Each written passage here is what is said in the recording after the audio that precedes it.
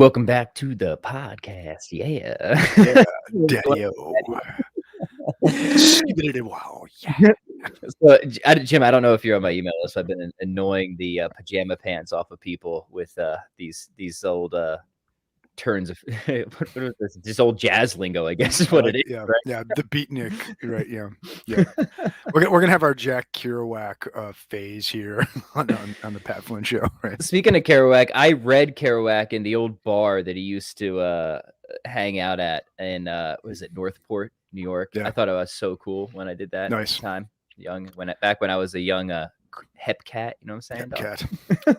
cat. When I was at Kent State, I had a big, like, Hunter S. Thompson, Jack Kerouac phase because I Yeah. was at Kent State, right? I mean, that's what we did there, right? Mhm. And I remember right after we finished our master's degree, a buddy of mine and I were gonna have this, like, monster road trip out west. We didn't know where it was going. We each had, like, 2 weeks till our job started for the summer, and, we we were it was gonna be the great beatnik adventure, and, we ended up stopping in Iowa City, and picked up a buddy and his girlfriend, and that's when it all went wrong. That's the end of it. It Yep. all went wrong. Yeah, she didn't wanna go any further west because it was tornado season, and Mhm. so ended Gotta up watch just out. being a really, really awkward weekend at a state park in Missouri, right? So and it was the weekend when it was like when the 9-year and the 17-year cicadas came out at the same time, right? Right. So it was kinda Mhm. like a plague on Pharaoh's house, yeah, so Yeah, that's hilarious. By the way, gentle listeners, welcome to Freaky Friday. We're going to be taking your questions, so please submit whatever you have. I see there's lots of good stuff already. We are streaming on the Pat Flynn Show channel and Philosophy for the People. So I see we already have a nice mix of stuff, but nice. it's been a long week here at the Flynn household. I'd like to do a little warming up before we get into it. We've got the dominoes are falling, Jim. Here, the stomach bug running through. It's working its way through. We're almost down to the last man standing right Last here. man, So, and it means you're gonna go. You're gonna go down, right? There's no so if you just see me bolt out of yeah, this it might be stream, today, it might be next Friday, but yeah. at some point, there's gonna be a test pattern on the old live stream screen because Pat's Oh, down. man, I do not want to throw up. I mean, that's my one goal every year. Like my first goal when I set my goals list, don't throw up. Don't It's throw up. just number one every year. Yeah, it's good And policy. yeah, dude. And last year I failed that goal in January. So we're not trying to do that again. But anyway, man, what's before we take the questions? What you been up to? What have you been working on? How's your day been? I just got back from training. I've had a pretty good jujitsu week. I have a training partner of mine, really, really good player. He had figured out my stuff. He had figured me out Oh no. really well. And then, but I made a few changes and it paid off really well in a couple of rounds this week. So He thought he cracked the Jim Madden code, and he then had, but the Mhm. code had to evolve, right? And so, in 2 weeks, the game will flip again, right? So of course. it was some good jujitsu, and I've been ticking away at a pressing program the Hebrew Hammer has put together for me, and it's brilliant, absolutely brilliant. Yep. So other than that, you and I have we've been working on some co-written pieces in natural theology stuff, right? Yes. We're Hopefully, about some papers we will be submitting here relatively soon. Yep. I think we're about ready to probably submit an Attorney of the World paper. So Yeah. excited about that. Yeah. I just had an Yeah. idea. You've got some stuff that was published a long time ago that I remember you said you don't really hold that position anymore. Yeah. Could we co-author just like a hotly polemical piece against one of those? That would be awesome. Under a nom de plume, Right, Yeah, under Elmo Pipgrass, right? yeah, something like that. What does this Elmo guy have against Jim Madden? My land. That would be would be almost like at the Skoko hoax. I like that idea. And also, other big news though is we had a hell of a podcast. Was it yesterday? No, day before yesterday. Yeah. That Word on Fire has shared, so people should check that out. The Bible and Nietzsche. I thought that was one of our really yeah, good ones. Yeah, got right. a ton of great feedback Yeah. on that one. I Yeah. thought it was just a stellar conversation, but of course, I'll be the last one to deny that. But yeah, so yeah, gentle listeners, a lot of good stuff been And happening. also, I launched my course on nihilism and Nietzsche. Getting great feedback on that thing. Some people very happy with it who are already diving down into that course. So please, gentle listeners, comrades, friends, citizens, if you're interested in that topic, you want to go dive deeper, this is a great way to support what Pat and I are doing here on the podcast. So, and especially to give thanks to the great Professor Madden here. Really is such a gem on the podcast. So head over to jdmadden.com/philosophy-course. Sign up right away. You bet. You will super love it. All right, let's take some questions. Jim, I know we gave you power, my friend, so feel free to pull up anything you want at any time. Don't let me hog the show here. Let's get because we don't get a lot of fitness stuff midweek. So let's see if we can get a fitness one here. Yeah, start with fitness, then we'll go into the deep philosophy. I saw a question on counterfactuals of freedom come up. We'll get to that. Yeah, I need to warm up for that. Yeah, my answer's gonna be no. Exactly, they don't exist. There is no such thing. Right, exactly. Let's see. I thought I saw a fitness one here. Do you see one? Here's one. Do we take cold showers? Any tips to get started? I watched a couple of Wim Hof videos and got excited, but it's hard to start. This is from Robbo. Yeah, I do it. Yeah, I do it. On days that I'm not going to do jiu-jitsu at night, after my morning workout, I do a cold shower. And I do a lot of just working out and then walking, jogging, just doing light workouts and stuff in the cold now. And I know there's supposed to be a lot of like hormonal mojo that this does, and that may or may not be the case. I just find at an experiential level, I like it a lot. I find when I'm like exposing myself to the elements safely. I mean, it's 7 degrees out here right now, so I'm not doing that today. I just find there's a kind of alertness and in a being in nature and stuff when I'm actually experiencing being cold, right? So I like it a lot. And I do do a couple times a week. I do a pretty serious cold shower. Yeah, I occasionally do the cold finish. Me taking my St. Bernard out in the -7 weather here in Wisconsin tends to do it for me. But no, cold showers are not. In fact, whenever I've done one of these kind of ascetic discipline programs, things that go around, sometimes self-invented. Yeah. The cold shower is my least favorite. Is it? In terms of all the disciplines, like fasting, no problem. Intense workouts, no problem. I don't want to say no problem, but generally those things don't get me as much. Man, the cold showers are something I detest. Yeah. Right? So I started doing it at the end of last winter, and first time I could just barely stand it. Right. And then I got to where I could just hang out in there and just just do my normal shower. Right. And so I thought I was getting really tough and really good at this, really getting controlled. And then I went, remember it was like May, I went to visit Wisconsin. Right. And suddenly when I was in Wisconsin, I couldn't do the cold shower thing because let's face it, the tap water is colder in Wisconsin than it's in Kansas. Right. I'm just cold. I was like, I wasn't getting tougher. It's just that the weather changed and the tap water was warmer. Right. Yeah. So there's your answer. All right. Brendan has another fitness one. He says, if you were sore after doing like say 300 swings, should I just keep doing every day? When do you know not to go too much further? Yeah. Good question. Good question. So what I recommend for 300 swings is as far as reasonable, not as possible, but as far as reasonable.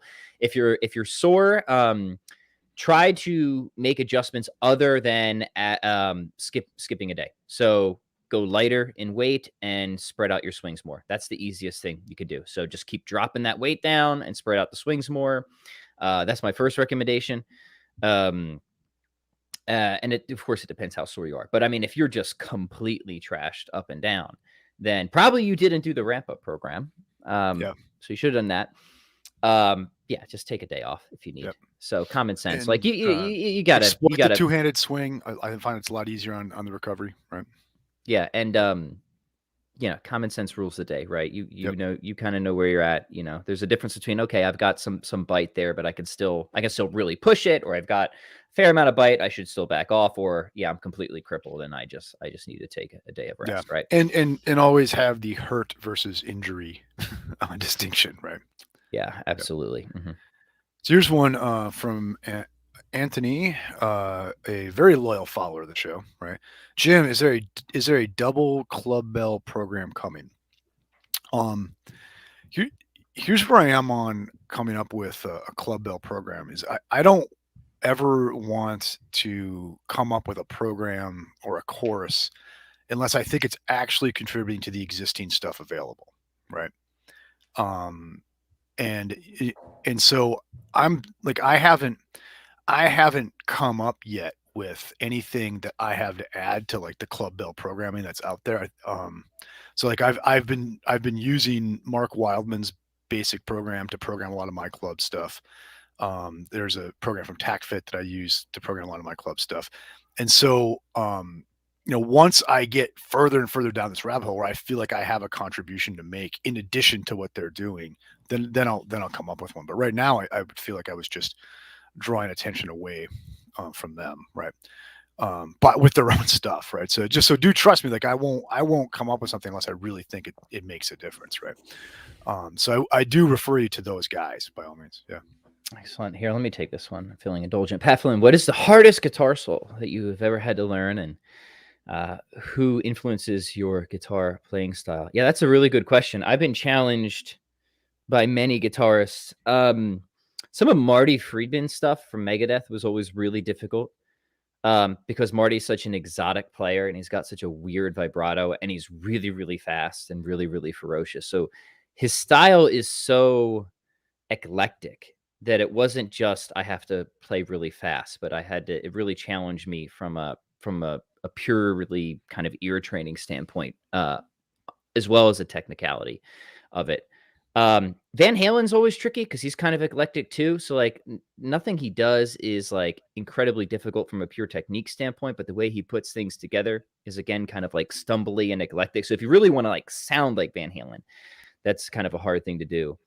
And then in terms of just like pure ferocity, Paul Gilbert in terms of speed, and like John Petrucci from Dream Theater in terms of just he can do everything better than I will ever be able to do. So I can only like approximate those types of guys. I can never really emulate them, but they're all great influences on me. And I do have a Dream Theater solo up on my YouTube channel. If you guys Google Pat Flynn Dream Theater, you can actually hear me play one of my attempts at a Dream Theater solo. So there you go.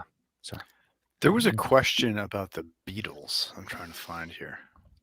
Yeah, I saw that one. Let's do that. Then we'll get to the philosophy stuff. I know Right. you people are itching here. Where was that Beatles question? Where's I the saw that Beatles? too. It was the question. It was about why.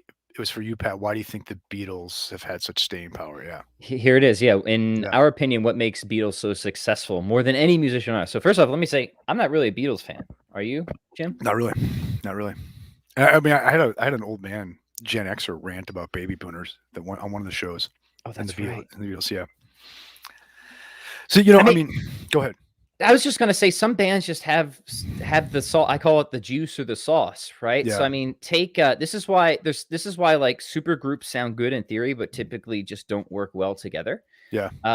Like it's like, oh, you take this awesome musician, you take this awesome musician, you put them together, but then they come out with a bunch of crap. What goes on? I mean, there's just some like magical chemistry that certain musicians have together that makes them really special. And I suppose you could say that about the Beatles because um but I'm just not a big Beatles fan, so I just don't listen to them. Give me if you're like AC, if you Yeah. give me AC/DC, I'll give you my best answer for that. But Yeah. I don't have much to analyze the Beatles with. Yeah.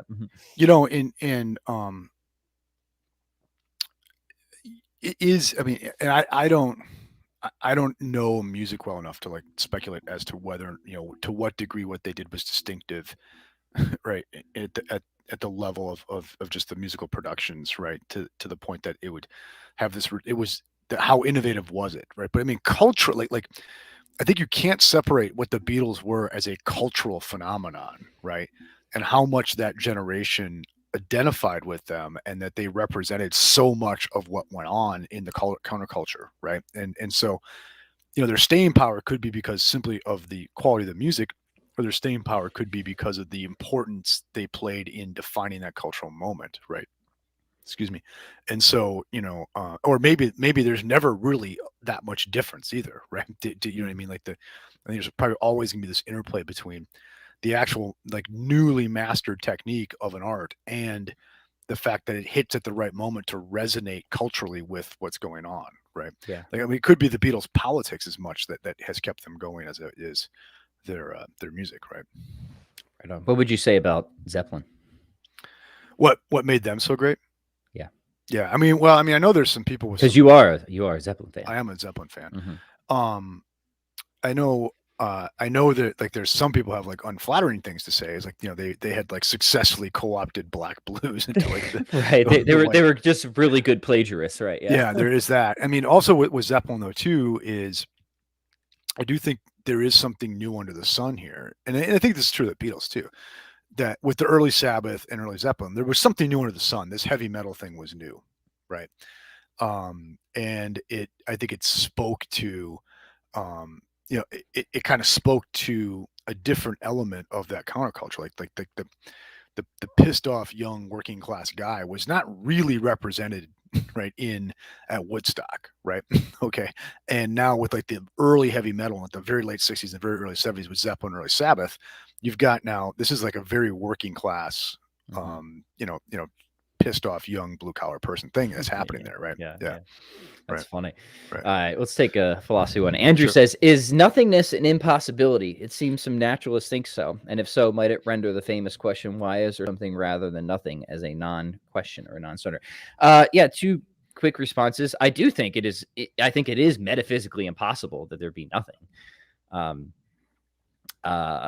but does that make the question, why is there something rather than nothing, a non-question? No, because even if we think that it's impossible, um, that there just nothing exists, it still makes sense to ask, well, why is it impossible? Like, why is that the case, right? We want it to be intelligible of why not, you know, it's metaphysically impossible for there to be nothing.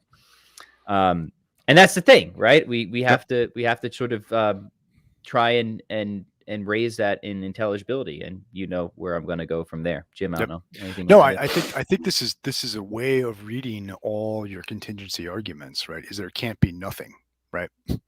Or at the very least, if there had ever been like this is in, you know, some of Thomas's stuff, right?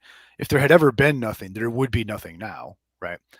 And I think the idea that there, like, think of it like if there could have been nothing, then you're going to have like all these weird paradoxes. Like, well, then it could have been such that 2 + 2 doesn't equal 4, right? Do you see what I mean? And so it's on the supposition there could be nothing, there would be all sorts of like weird results, right? Like at the logical level. So I don't think there could be nothing, right? Yeah. Right. Yeah, that's a good question. Here, he's got a follow up on your paper, Jim. Sure. Would your conclusions from your recent paper on animal suffering have implications for certain kinds of ethical veganism? 1 second here. Got to remember that paper now. Yeah. No, I'm arranging for a special guest. Ooh. So could Jim's conclusions from his recent paper on animal suffering have any implications for certain kinds of ethical veganism?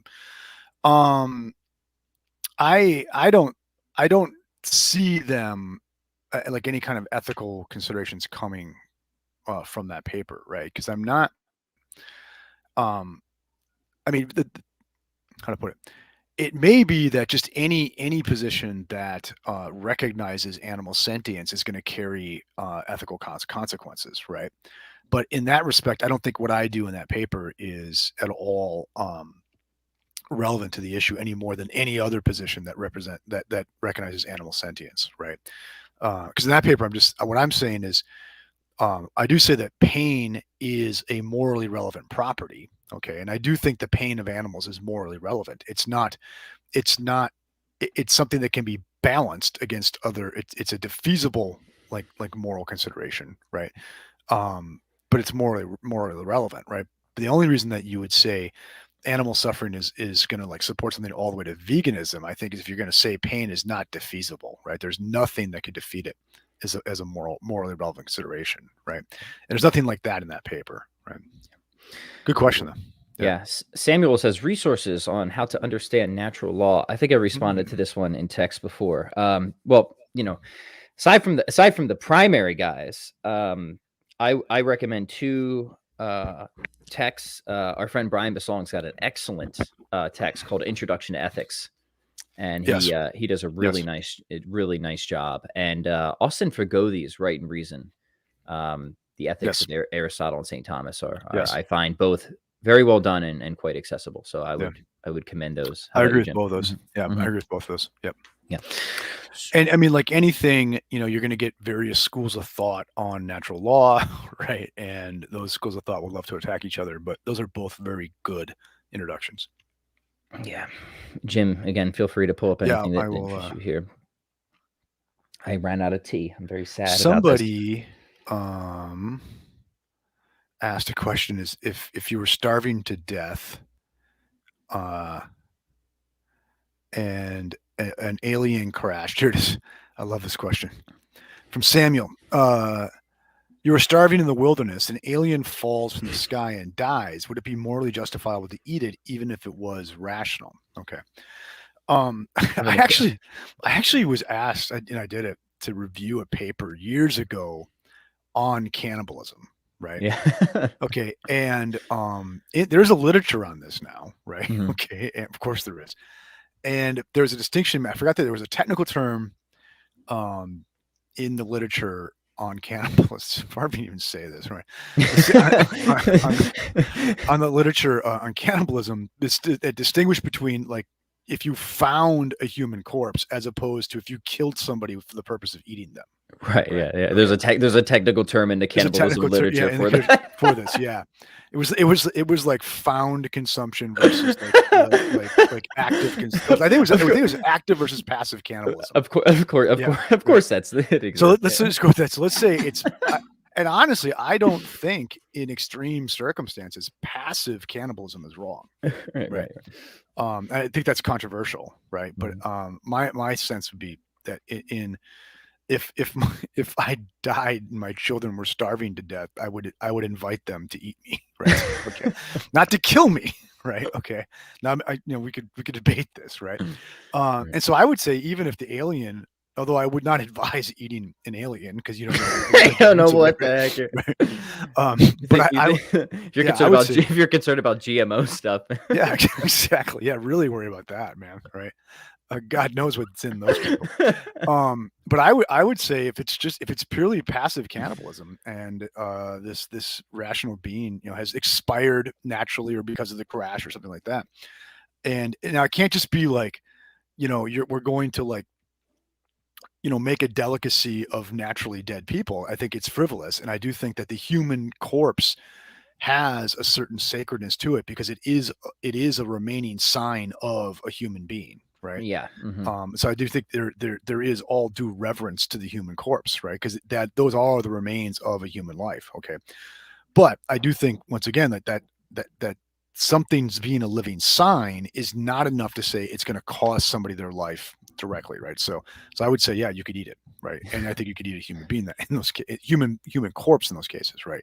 Mm-hmm. But under no circumstance would I say, even to save a life, can you murder a human being for that purpose? Right. Right. Yeah. Very good. Yeah. Really fun question there. Appreciate that one. Petri says, have you watched the shows The Young Pope and The New Pope? I thought they were beautiful, weird, visually stunning, and lyrical. Beautiful quote from the series in 2 parts. You know what is so beautiful about questions? It's that we don't have the answers. At the end, only God has the answers. They are his secret, God's secret, which he only knows. Cool. And it continues. This is the mystery in which we believe, and that is the mystery which guides our conscience. No, haven't seen it. Haven't seen it. Is it a streaming deal or something? Do you know? Have you heard of it? I've seen it somewhere. It's on one of the million different pay-to-play apps. I suspect. I don't know if it's like HBO or Peacock or what it is. So I know of it, but I have not seen it. And I haven't heard any reviews either. So this is the first time I've heard someone recommend it. Yeah. So yeah, Petri, if you think it's really good, let us know. I'm intrigued, Petri. Watching. Yeah. Mm-hmm. I'm intrigued. Here's another fitness one. Do you mind if you jump in on that? Yes. This is from Mike. I have been doing Simple and Sinister and 531 for about 6 months and have made some great progress. However, I need to cut about 30 pounds. Can I continue with strength training and lose weight? Right.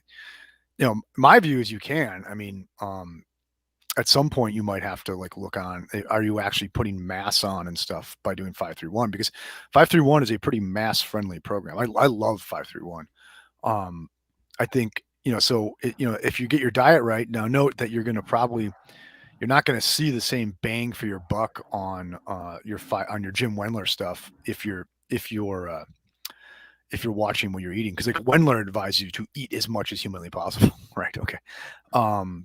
So my own view would be cut out the 531, stick with Simple and Sinister, get yourself a very, very good weight loss program, get the weight off that you want to get off, right?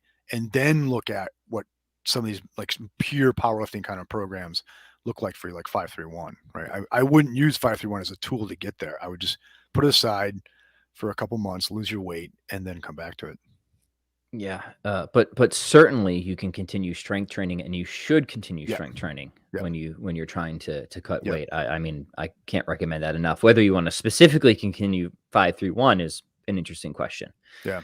I think it's just important in general when we're just kind of like looking at the perspective of being a good fitness generalist, that we need to kind of learn to surge and maintain, as we're pushing our strength up. We shouldn't aim to get fat, right? But we do have to understand that, hey, maybe we have to put on a little extra love. You know what I mean, Dr. Jim? Yep. Yeah. But we should try and maintain our composition as best as possible. And I think one of the kind of, and I talk about this in my little green book, is that like people have to just get over the idea of thinking you're going to get everything all at once. And oftentimes in life, you do have to give at least a little to get a lot, right? Yep. If you want to get really strong, you probably do have to give at least a little on the body composition, right? If you do want to get really lean, you're going to have to give at least a little on the strength side, right? Yes. Now the goal, of course, is to get the most by giving the least. That's what I'm trying to say. Yep. To try and always get the most by giving the least.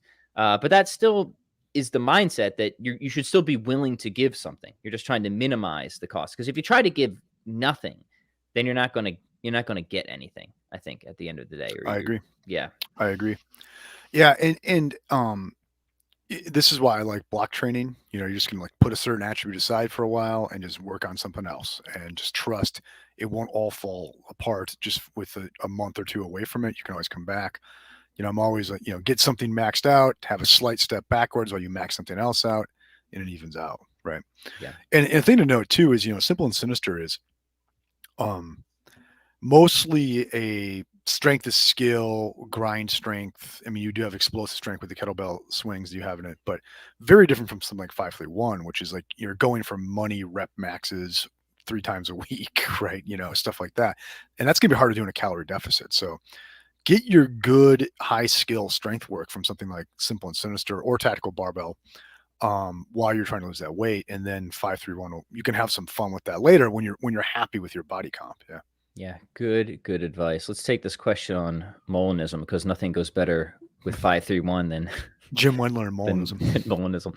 Meow says, Pat, is there a tension between Molinism and Thomism? Must there be? Are there true counterfactuals of freedom? If so, couldn't God grasp all of those truths simultaneously? Yeah, so I mean, you don't find too many Thomists out there that are also Molinists. Yeah. Jim, I don't know. Maybe you can think of one. I really cannot off the top of my head. No. So what do I think is wrong with Molinism? I've had 2 issues with Molinism throughout my acquaintance with it. One, I think, is beautifully summarized by Norris Clark, who says it's logically impeccable, but metaphysically absurd. And he's hinting at the freedom issue here, is that there's just nothing to know about a free act until it is brought about, right? So God knows your free act, but he knows it concurrently as he brings it about. That's Matthew Grant's position. So I'm going to deny that there's just anything to know there, these counterfactuals of freedom. Secondly, is I just don't see how Molinism really solves issues so much as it relocates issues, right? Because if you're still going to take kind of a traditional position with respect to eschatology, there's still something like God knew was bad and then was going to actualize it. Right. I guess you could maybe opt out of that with a sort of universalism, but I think that again compounds issues rather than solves them at the end of the day. Right. I've always liked Leibniz on that. He's like, well, even if it's in the concept of Judas that he's going to betray Jesus, he still does it and he's got it coming. Right. It's like he's still that's who he is. It's an essential attribute of his that he's going to do this. So so Leib's like, he's got it coming. Who cares? Right. Whereas the Thomist position, I think, is much more beautiful, and I think it jives much better with our moral intuitions. That the guy just desires friendships. This is Maritan's position. He desires friendships, communion with love. that demands this sort of uniting of two free independent wills. Only God's will is impeccable by nature. Every other finite will could fail, always could fail, right? So there's sort of a risk, if you will say, right? Yeah. Now, God could grant those special graces like he gave the Blessed Mother, and this is my position, but that's kind of on the order of miracle. A Yeah. wise God is generally going to govern things according to their mode of being. Ours is a fallible liberty. Yeah. So, God knows our failure because God sees it from all eternity. But it wasn't that he brought any of us into being like knowing we would go to hell, right? Like Right. a Molinist would seem to be committed to, again, on if you kind of take a traditional position on eschatology there. So no, I think the Thomist view doesn't have these issues. I think Right. it's a much more beautiful view, and then it's open to the various eschatological outcomes you want to affirm. Like you could still be a universalist and a Thomist. In fact, I think that's broadly David Hart's position. Yeah. I mean, he doesn't call himself a Thomist, but he's got a lot of Thomist sympathies in his sort of background metaphysics, right? Yeah. Big tent Thomist, right? Yeah, he's a big tent. Yeah, big tent. I mean, let's just say scholastic, right? Yeah. So I'll admit, one of the things I kind of have a lingering Leibnizian hangover for is Molinism, because I think it's pretty clear like Leibniz is giving you a well thought out, sophisticated version of Monism in his complete concept doctrine. There's some short essays we could do on that too for the series, but I've always thought that, and I actually have like one of my slew of like unpublished papers on Leibniz from back in the days. I have one where I argue that like Leibniz could guarantee with his version of Monism a kind of still libertarian free will, wherein it was in your essence that you would do it freely, right? And I think that's no less cheating than a Thomist can say, well, God caused you to do it freely, right? Like I think either way you could, like, it's something counterintuitive about both those claims, but it seems like you're going to have to go with one of these to make sense of creation and free will, right? Right. Yeah. But my worry about Molinism, and this is actually Gargiulo Grange's, right? So this is not some of it's like one of my main sources, but I like him on this. He thinks the problem with Molinism is that it actually becomes a kind of Pelagianism, right?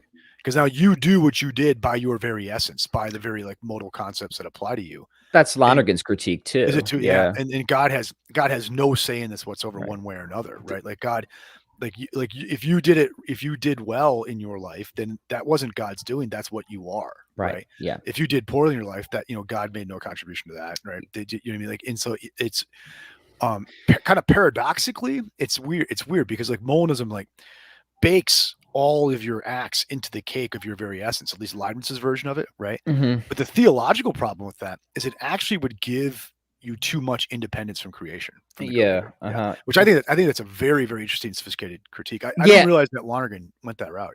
So Lonergan's he's got these nice analogies of like the different lane highways. You familiar with this? Yeah. Right. So he says Molinism is the 4-way lane highway, right? There's God's yes or no, and then there's human beings yes or no, right? And then he's going to say like Calvinism and maybe some brands of Bonesianism are the 2-lane highway. There's just God's yes or no, right? But he's like the right position is the 3-lane highway, right? God's yes or no and our failure, right?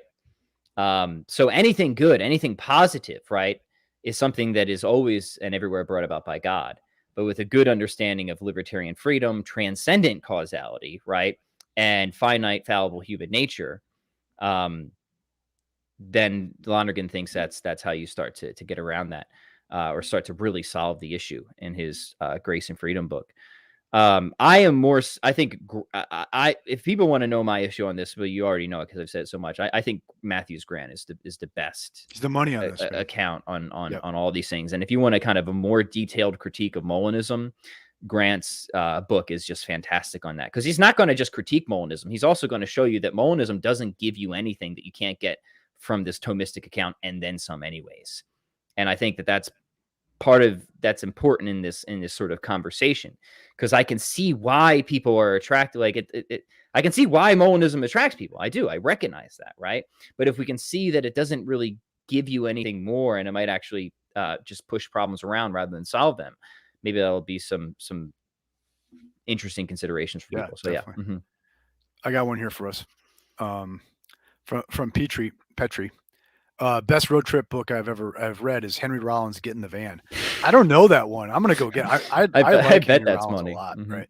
Rollins' band Wait is one of my absolute favorite albums. Absolute favorite albums.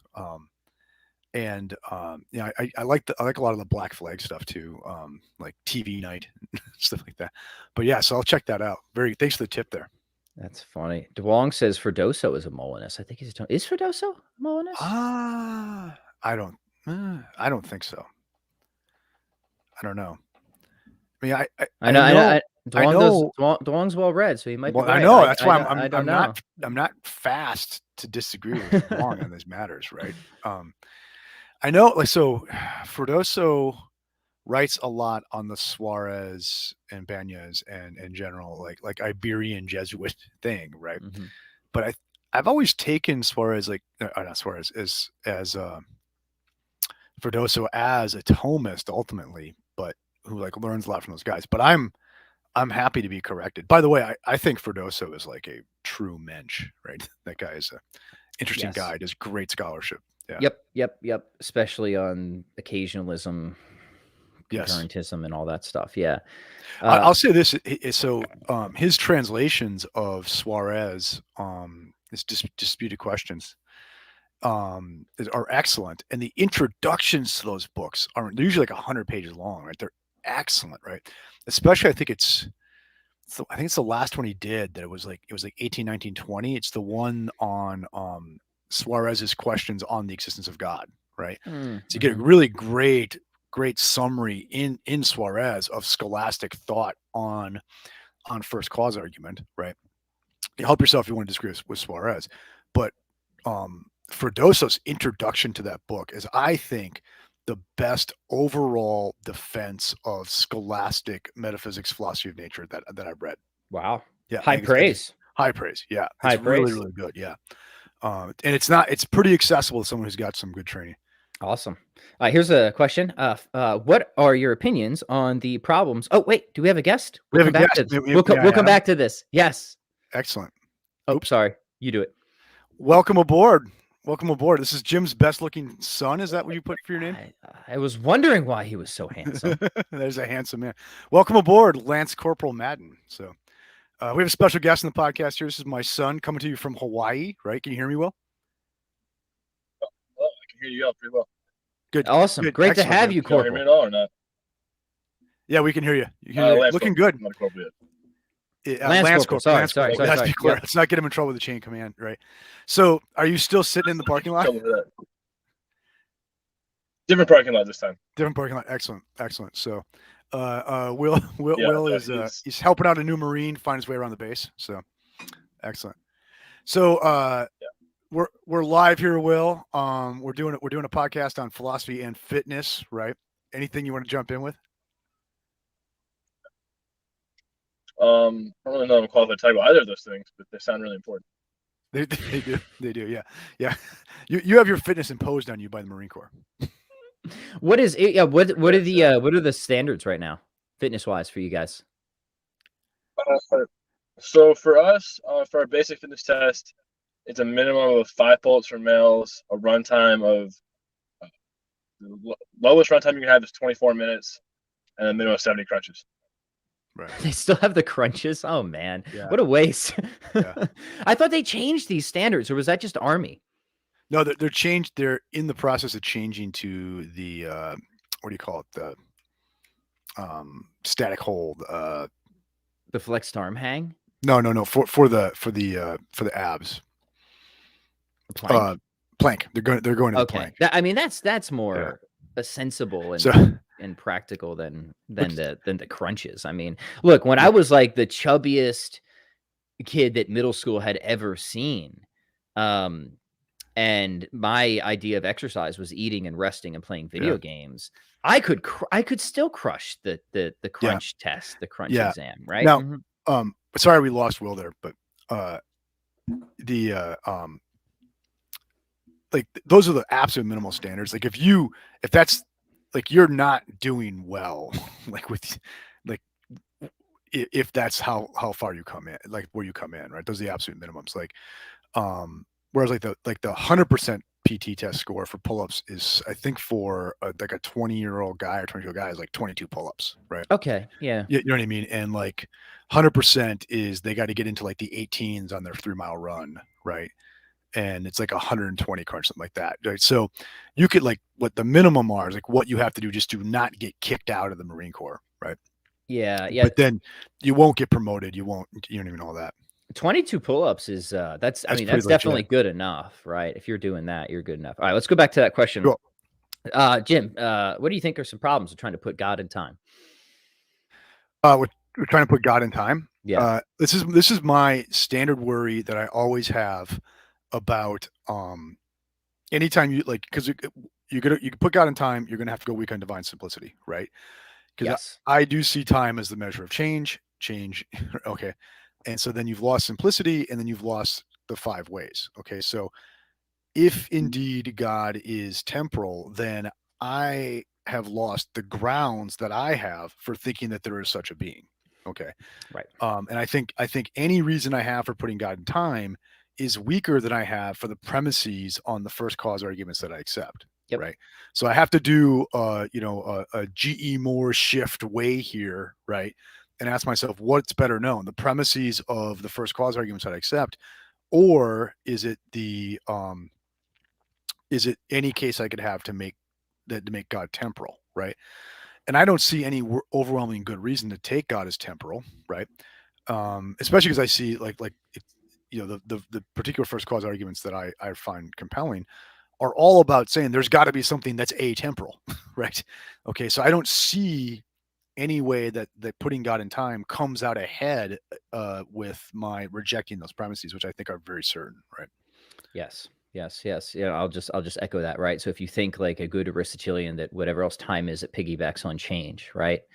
And then if you're going to get back to this fundamental immutable reality, eternality is gonna follow from that, right? And I think you're right, right? If we're gonna try and break a link in that sort of logical chain, then I think you're going to get the consequence, the polemical consequences. David Bentley Hart says it, that to deny divine simplicity just is to affirm atheism. And what he means by that isn't saying, let's look at it, because people get mad at Hart when he says that. And, Hart loves his rhetorical flourishes, right? As we know, but we got to try and understand what he's saying. He's not saying like, if you think God's in time, that you literally believe in like the flying spaghetti monster or a man with a beard, right? He's saying that you've lost that source principle of fundamental intrinsic intelligibility, right? And if that's what we mean by God, then you're just saying that isn't there anymore. That doesn't exist, right? That reality is no longer fully, fundamentally, completely intelligible. And he just, tries to get that point across maybe in a less than completely accurate way, right? But and I do like, though, like for me, if you go with God as timeless, I think, I've lost my grounds for thinking that there is such a being, right? So it's not the same thing as atheism, but it's a step, right? Right. Yeah. And then certainly I think at the best, then what you have is you no longer have those metaphysical demonstrations, but you do have those metaphysical demonstrations. So this is a pointless hypothetical, but say you don't have those. Well, then you really just do kind of have those. You have the game of Bayesian tennis then, don't you, Jim? Right? Where it's like, well, I've got this sort of hypothesis that I've sort of constructed, and does this explain things that this alternative hypothesis doesn't? And then you're really just kind of stuck playing those games, which are fine. We like to engage those every now and then. But I think Jim and I are on the same page that really what's doing the work for us is the deeper metaphysics, right? And that classical theism, divine simplicity, divine immutability, and eternality, they come out of, right? Or really they're the result of a much larger metaphysical system, right? And I think that's really important to kind of understand the differences here, right?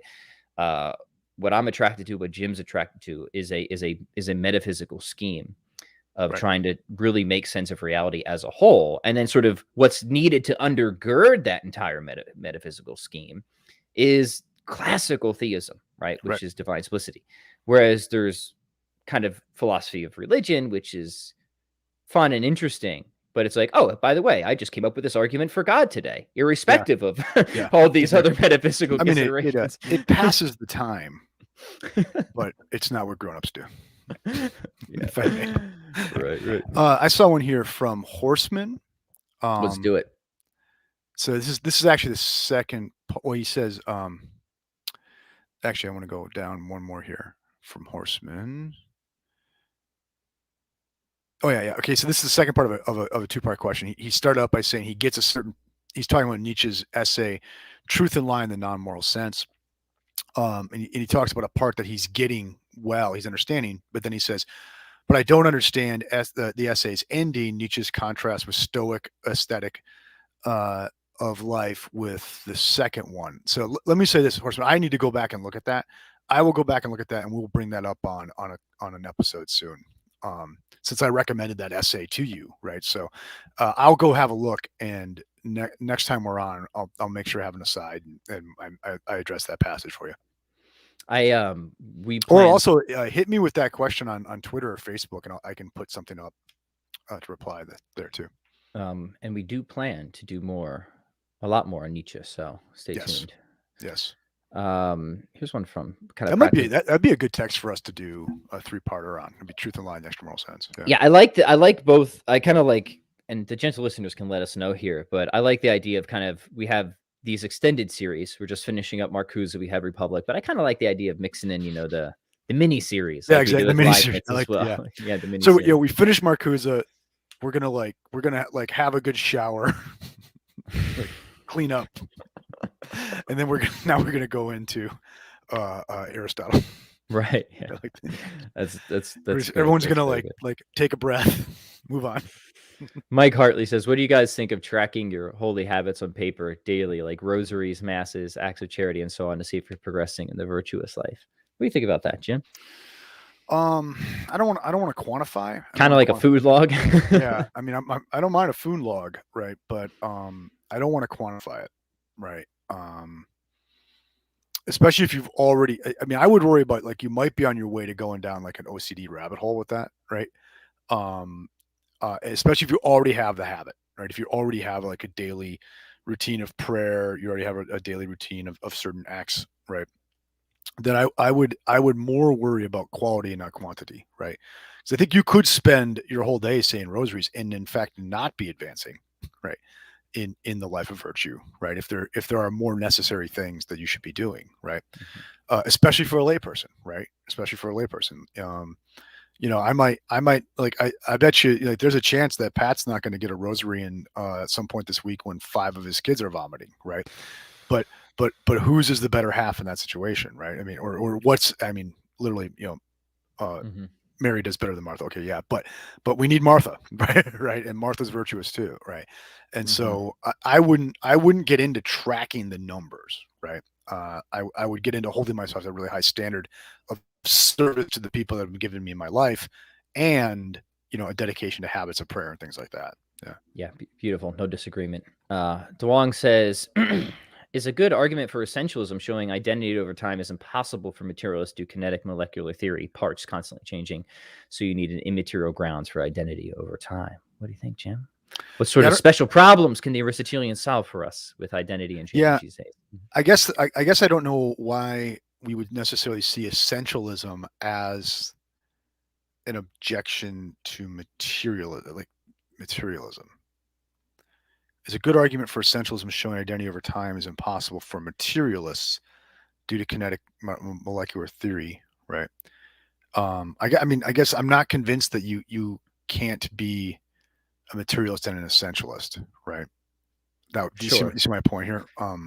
Yeah, I mean, yeah, right. No, I see your point. So I think of somebody like, because I've been doing a lot more reading and research now on mereology for another paper I'm cooking up, and I've been specifically reading materialists who are trying to come up with ways of saying you can step in the same river twice, right? Yeah, essentially. Yeah.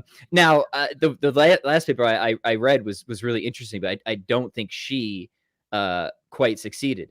So if you are a materialist, I think you do have to seriously struggle with this issue of, okay, if the parts are constantly changing, right? If I'm not the same bundle of fundamental bits that I was 5 minutes ago, and that's all I am, then in what sense can I say I'm the same thing I was 5 minutes ago, right?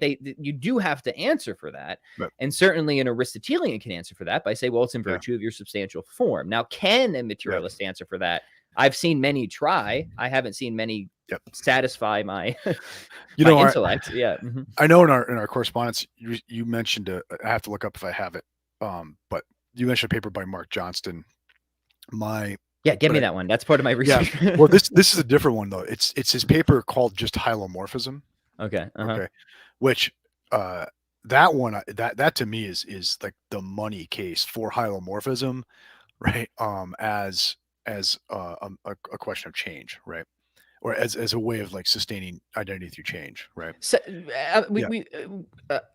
I'm only pausing because sometimes I think we might assume too much for new listeners. Sure. But this is a really kind of perennial and important philosophical puzzle. So would you mind maybe just setting a little bit more background for what we're talking about here and then continue? Yeah. And there's a lot of ways we could proceed on this, right? But we'll go with sort of the parts, the exchange of parts issue, right? So if you're going to be if you're going to have a reductivist view, and I'm going to say, I'm not going to say reductive materialist, because you could be like a Leibnizian, monad guy and have the same problem, right? Right. But if you're going to be a reductivist, and meaning something just is identical to the sets of parts that compose it, right? So the chair I'm sitting on on this view is absolutely identical to the collection of parts that compose it in this strict sense of identity. So all the properties of the collection and all the properties of the chair are one and the same. Okay. Kind of counterintuitively, it seems like that view is hard to sustain. Okay? I think it entails a contradiction. Actually. Okay. Right. And for like we literally would not say if you pulled one thread out of the fabric on this chair, that somehow that then meant you destroyed my chair and replaced it with a new one, right? Right.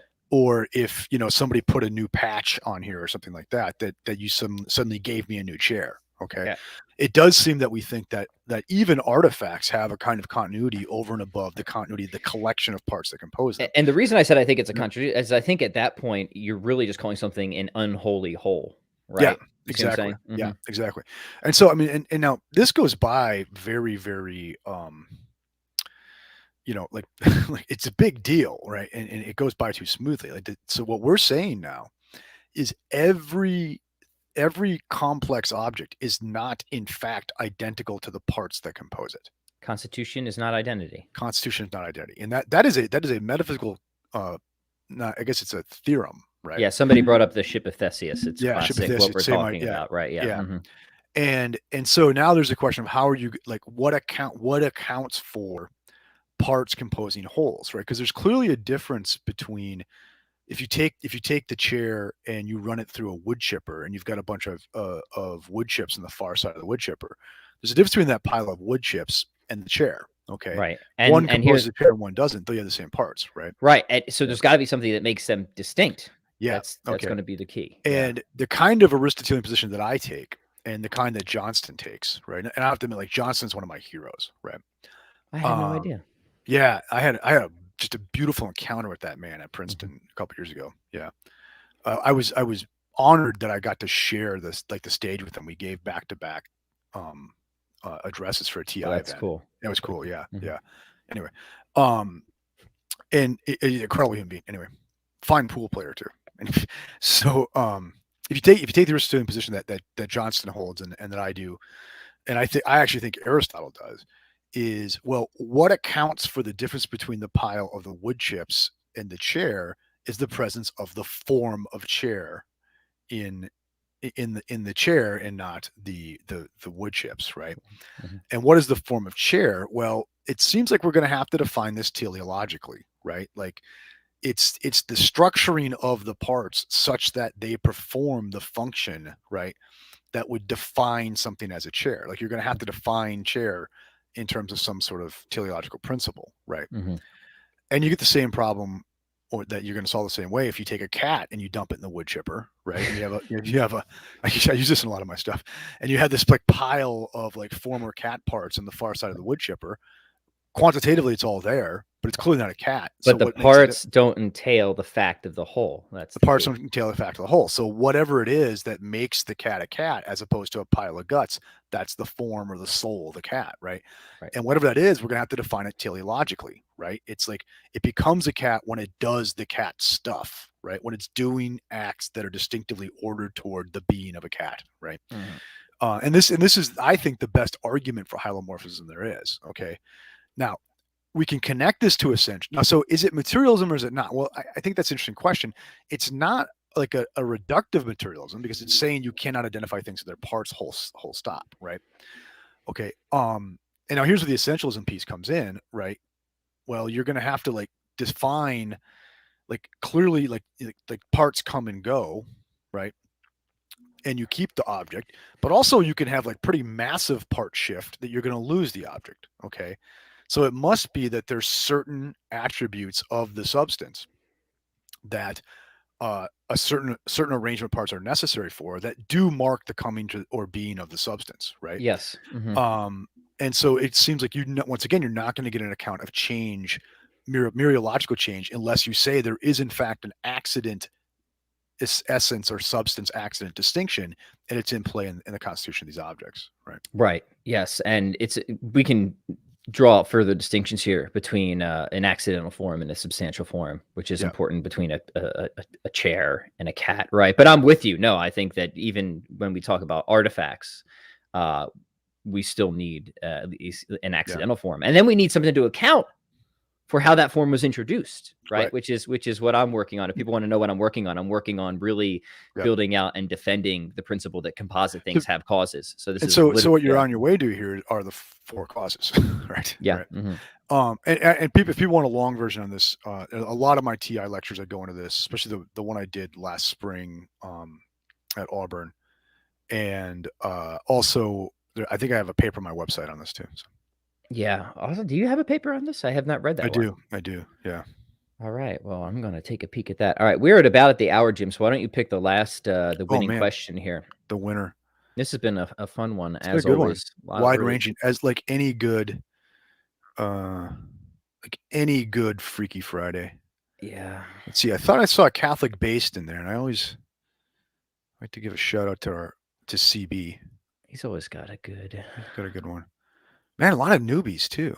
Yeah, welcome everybody. By the way, guys, let me say, while Jen's finding the last question, let me mention a few things. If you're not subscribed to our new Philosophy for the People channel, please head over there and hit that subscribe button and hit that little belly bell, because we got a lot of cool stuff coming down the pipeline there, and that channel's really growing. It's growing very quickly for a young channel, so I want to thank everybody for their support. And if you do subscribe, maybe consider sharing it as well and going through and engaging with some of the material there, because the likes and the comments and all that really helps. So we do Freaky Friday on both channels, but there's now just a lot of exclusive content on Philosophy for the People. So if you dig that sort of stuff, please head over there. Man, I'm sorry I haven't found one here for you. David Bentley Fort or Fart, is it? Oh no. Somebody's not a fan. Look, I disagree with Dr. Hart on a number of things, but I always enjoy reading him. He is an incredible stylist. He's an incredible prose stylist. Very, very smart man. And in fact, his book, it's providential. It's literally there it is. There. This one here, Great book. The Experience of God. You can tell this one is well loved as well. I just think this is just such a well done book on so many levels, beautifully written, and it will give you a nice introduction to a number of, I think, really important philosophical topics, both in metaphysics and philosophy of mind, aesthetics too. He's really good on the aesthetic side. All right, here we go. Final question. Closer. If God necessarily wills all realities he chooses to will, then does this include all possible worlds? And if not, why not? Right. Bring us the Leibniz, Jim. Bring us the Leibniz. Yeah. So one, Catholic based, I this is really kind of the wheelhouse of what we discussed in our first Leibniz series. So definitely check that out. And I think this is very good reason to like why we would argue that um, you have to find a way to secure divine freedom, right? If we're gonna make any sense of the first cause arguments, right? Because if you're gonna say God's necessary being, and that's the explanation of the world, and then God wills what He wills necessarily, right? It looks like you've made this world necessary, right? And in fact, it would then become the only possible world, right? If it follows from the necessary will of a necessary being, right? And so, in fact, God would will all possible worlds because He's only going to will this one, right? And no other, right? And you're going to end up in a backdoor trip to Spinicism, right? So I agree with I think what is the implicit criticism of like a necessitarian position in your question. Yeah. Yeah, actually, let's finish with this one. This is a good one, a little more theological, I suppose. James says, how do we know there's a correspondence with reality in the content of Catholic dogmas? That is, its words and concepts, and it's not being merely a product of historical cultural conditions. What I'll say this, Jim, I mean, this really is the question of why somebody should be Catholic or not, right? Because it's the question of divine authority, right? I mean, the fundamental Catholic claim is that God planted us a church and that He guides that church on essential matters, right? Which is dogma. Now, if that's true, then we can trust that it does correspond with reality, right? If it's not true, then you should not be Catholic. And then the question is, how do you adjudicate that? How do you get to the truth of that? Well, there's philosophical considerations, there's historical considerations, there's epistemological considerations, a lot of them, and we've covered a number here. But I just want to highlight how, like, this, to me, like, this is the question, right? This is the fundamental claim of the Catholic Church, and it's a really interesting claim because it's a really bold one, right? But I think this is sort of really getting at the heart of it. Jim, your thoughts? Yeah, a couple of things here. Look, we don't. I mean, like, I'm gonna like play kind of Thomistically on that word "no," right? We don't know this, right? There is an active faith involved in it. And we could talk about higher or lower probabilities, right? And I think like Pat and I may even differ on like what the role of those probabilities are in moving one to become a Catholic, right? But I think we both agree because I think it's a matter of dogma. Yeah, like, I don't think we have to know infallibly that there's an infallible magisterium. Exactly. Right? Yeah, and in fact, the magisterium does not claim that for itself. Right. That its own infallibility can be known infallibly. Right. Right. You know what I mean? That like the church does claim there is an active faith here, and how you go about getting an active faith. Well, that's an interesting question, right? Okay, but. Okay, so one, I want to be, because I think a lot of times we set the church up to look foolish by saying, we've got the knockout punch for this stuff, right? Okay, we might have like some pretty good jabs, but the knockout punch is an interesting question, right? 1 second. Excuse me. God bless you, good sir. God bless you, good sir. Also, Omicron. The question about or is this merely a product of historical cultural conditions? Well, note something could be a product of historical cultural conditions and not be merely so, right? I think the fact, like a lot of times the ways people try to diffuse the claim the church makes for herself is by showing that we can show that there's a continuity of theological, cultural, artistic development you can see in prior pagan sources moving to what you get in nascent Christianity and then developing out. Okay, that could all well be true, and that's just the way like providence has prepared history for the coming of this message. Do you see that? I mean, that's Lewis's fundamental point, not in a Catholic context, but in a Christian one, in a Christian right? context. Yeah, I mean, and so like I think a lot of times these, not the necessarily that the listener is making an objection, but a lot of these kinds of objections are made from a really kind of naive, silly comic book like notion of what revelation would be, what religious development would be, what it would be for God to show himself to us and things like that. I mean, like if you it seems to me if you dispense with the kind of like comic book expectations of this, none of these kinds of like historical, diffusive objections really obtain. Right? Yeah, I think those are really good considerations. I mean, for me, it wasn't any one knockout punch. It was a number of considerations of why I became Catholic. One is it just seems like it's classical theism or bust if I'm going to be a theist. Oh, as it happens, this is something the Catholic Church holds dogmatically, right? So seems like they got that right? Ethically, Q facts, baby, Q facts. right? Yeah, Q facts, right? Natural law, the church sort of like obviously assimilates that. That seems like the best ethical theory on the market.